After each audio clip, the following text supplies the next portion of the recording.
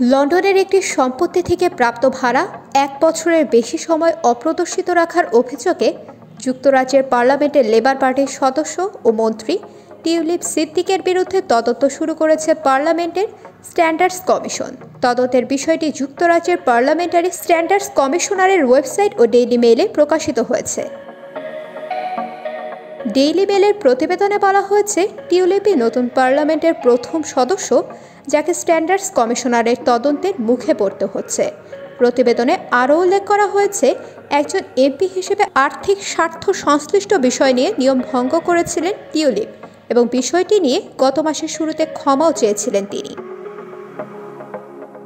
Labour পার্টির একজন মুখপাত্র বলেন, বিষয়টি টিউলিপের নজর এড়িয়ে গিয়েছিল। এটি জানতে পারার সঙ্গে সঙ্গে হাউস অব কমন্সের রেজিস্ট্রারে তা উল্লেখ করা হয়।